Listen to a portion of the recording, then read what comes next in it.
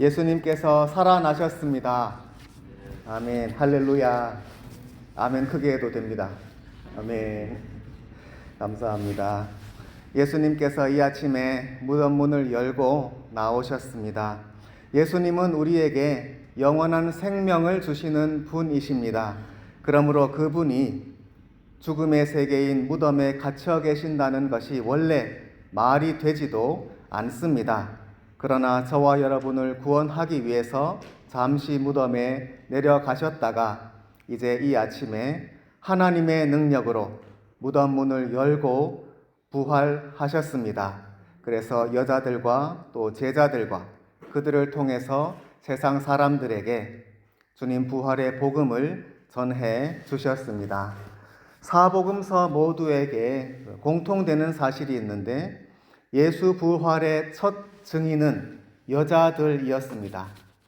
어쩐 이유인지 모두 남자들인 예수님의 11제자는 어떤 곳에 그저 숨어 있었습니다. 그러나 그 여인들이 이른 아침부터 예수님의 무덤을 찾아갑니다. 그 당시의 풍습대로 무덤에 있는 그 몸에 향유를 발라드리기 위해서 향품을 준비해서 갑니다. 어쩌면 사람들의 눈을 좀 피하기 위해서 이른 아침에 갔을 수도 있고, 그러나 더 중요한 것은 예수님에 대한 뜨거운 사랑이었습니다. 그 사랑하는 마음은 주님의 죽으심도 이길 수가 없었기에 그들은 이른 아침부터 주님의 무덤을 찾아갑니다. 그런데 걱정거리가 하나 있습니다. 그 무덤 앞에 무거운 돌이 막고 있는 것을 보았는데 그 돌을 어떻게 옮길까 걱정하면서 가고 있었는데 막상 무덤에 가봤더니 이게 웬일입니까? 그 돌은 이미 옮겨져 있었습니다. 무덤의 입구는 환히 열려 있고 깜짝 놀라서 가봤더니 예수님은 보이지 않았습니다. 이것이 사복음서가 모두 알려주는 부활 아침의 그 첫 증언인데, 마태복음은 거기에 특별히 천사가 나타난 이야기를 더 디테일하게 전해 줍니다. 2절 말씀에 보면은 큰 지진이 나며 주의 천사가 하늘로부터 내려와 돌을 굴려내고 그 위에 앉았습니다. 하나님의 천사가 하늘로부터 내려왔습니다. 특별히 마태복음은 하늘을 참 좋아합니다. 그래서 하나님의 나라를 하늘나라 또는 천국이라고 부르고요. 가령 주기도문이 마태복음과 누가복음에 있는데 마태복음에만 그 하늘과 관련된 대목들이 있습니다. 하늘에 계신 우리 아버지여, 그리고 뜻이 하늘에서와 같이 땅에서도 이루어지옵소서 하면서 하늘에 대해서 특별한 그런 부르심을 하고 있습니다. 성경에서 하늘은 하나님의 보좌입니다. 하나님께서 하늘 보좌에 앉으셔서 다스리시고 온 땅을 내려다 보십니다. 우리가 보기에는 하늘은 저 멀리에 있어서 아무리 손을 내 뻗어도 도저히 닿을 수가 없지요. 그러므로 하늘은 우리 인간의 능력을 완전히 초월하는 하나님의 능력과 하나님의 영역을 가리킵니다. 그럼에도 불구하고 하늘은 모든 사람에게 펼쳐져 있습니다. 누구나 눈을 들어 보면 하늘은 거기에 있습니다. 그리고 하늘은 그저 착한 사람, 악한 사람 구별하지 않고 햇빛을 쬐어주고 비를 내려줍니다. 그것처럼 하늘은 모든 사람이 누구나 눈만 들으면 올려다 볼 수 있고 그 하나님께서 주시는 은혜를 누구나 받을 수 있는 그 하나님의 자비를 우리에게 나타내어 줍니다. 이 천사가 하늘로부터 내려왔습니다. 그것은 주님의 부활이 온전히 하나님의 능력이고 하나님의 뜻대로 이루어지는 것이다 하는 것을 우리에게 알려줍니다.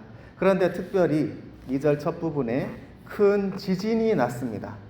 온 땅이 흔들렸던 거예요. 아마 그걸로 인해서 무덤을 막고 있던 돌이 흔들리고 굴러가고 그랬을지도 모르겠습니다. 이 지진이 난다는 것은 예수님 재림하실 때의 광경입니다. 예수님께서 재림하실 때에는 도처에 지진이 있을 것입니다. 그리고 또 예수님 오시는 그 모습이 마치 번개 같다고 해서 3절에 있는 천사의 형상과도 비슷합니다.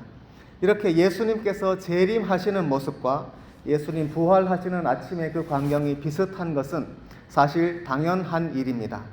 예수님의 부활과 예수님의 재림은 둘 다 예수님의 구원과 심판의 완성이고 하나님께서 그 능력을 온 세상에 펼쳐서 보여주시는 증거입니다. 예수님의 그 모든 구원 사역이 완성되어서 새 창조로 들어가는 것은 우리가 기다리는 재림의 때입니다. 그리고 예수님의 부활은 그 재림을 앞당겨서 미리 보여주시는 것입니다. 주의 성도들이 이때 부활을 간절히 기다리고 사모했듯이 지금 우리들은 주님 다시 오시는 날을 기다리고 사모합니다. 주님의 재림을 기다리는 주의 성도들이 주님 앞에서 또한 주님의 부활을 신앙하는 성도들입니다. 이 천사가 하늘로부터 내려와서 돌을 굴려내고 그 위에 앉아 있는데 저는 왠지 이 모습이 참 재미있습니다. 천사가 그 돌 위에 앉아 있는 모습을 한번 상상해 보시기 바랍니다. 성경에서 천사가 어디에 앉아 있다는 말씀 보신 적이 있습니까? 아마 거의 없을 겁니다. 그런데 이 천사가 돌을 굴려내고 아마도 이 여자들이 올라오는 것을 기다렸던 것 같습니다. 그래서 부활의 소식을 전해주기 위해서 기다리는데 어디 보자, 어디서 기다릴까 하다가 그래, 내가 굴려놓은 돌이 있으니까 그 위에 걸터 앉은 겁니다.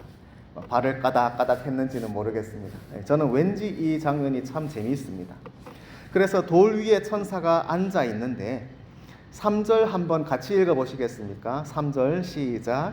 그 형상이 번개 같고 그 옷은 눈같이 희거늘. 그 형상이 번개 같다는 이 짧은 대목은 사실 굉장히 깊습니다. 이 형상이라는 단어는 그리스어로 이데아거든요.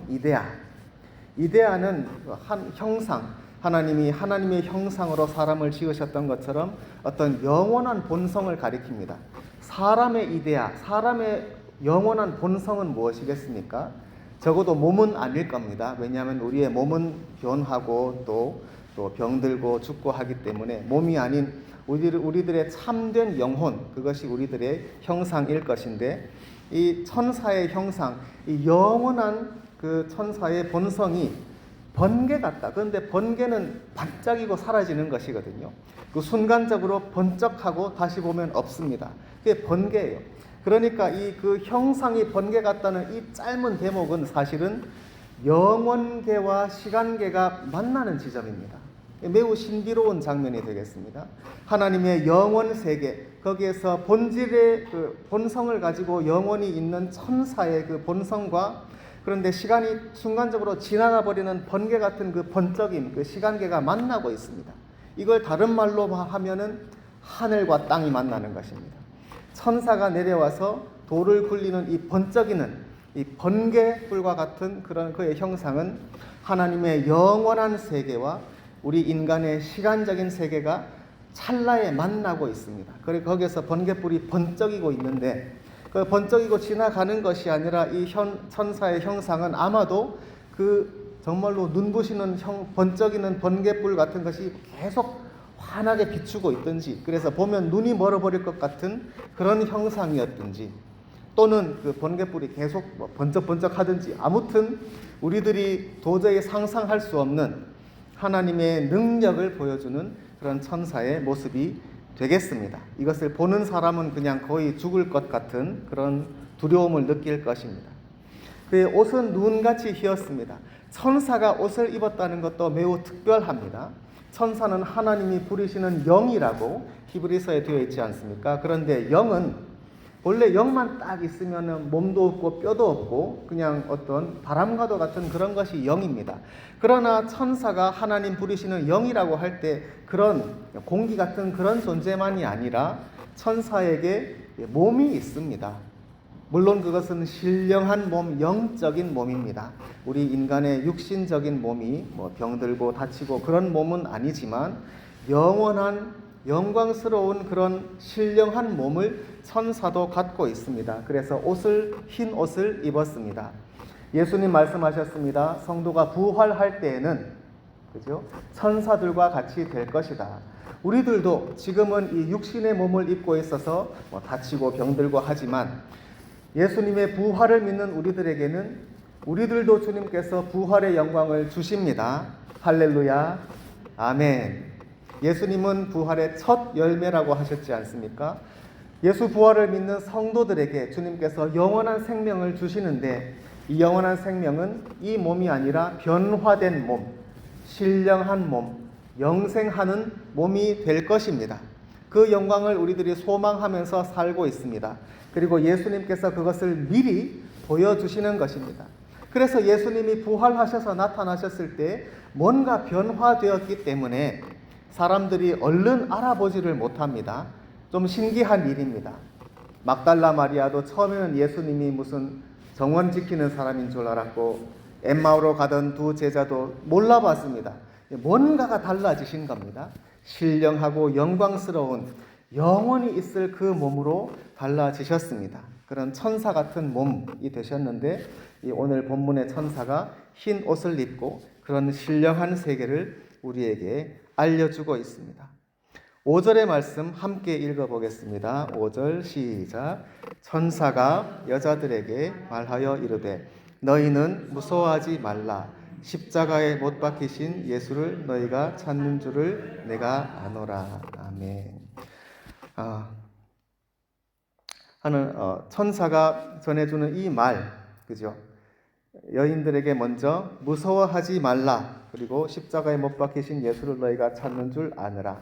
6절에는 그가 여기 계시지 않고 살아나셨느니라. 다른 복음서에는 어찌하여 산 자를 죽은 자 가운데서 찾느냐, 그런 말씀도 있습니다.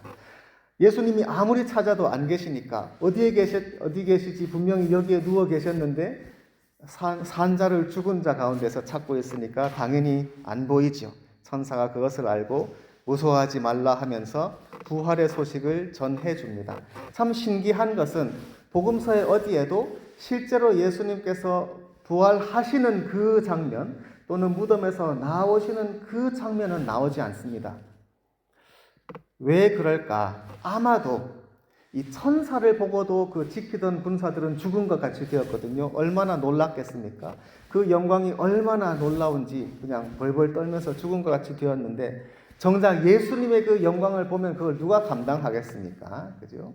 예수님께서 죽은 자 가운데에서 부활의 새 생명으로 영생의 하나님의 영광으로 나타나시는 그 순간은 정말 사람이 감각으로 감당할 수가 없을 것입니다.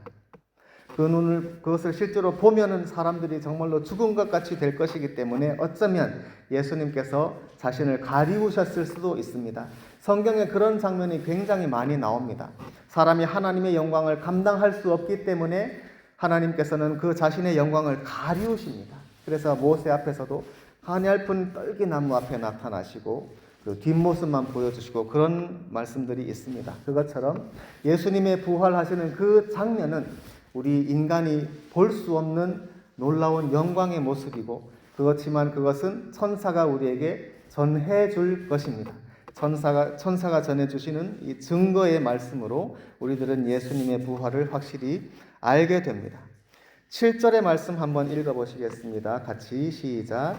또 빨리 가서 그의 제자들에게 이르되 그가 죽은 자 가운데서 살아나셨고 너희보다 먼저 갈릴리로 가시나니 거기서 너희가 그를 의리라. 보라 내가 너희에게 알렸느니라. 아멘. 아멘.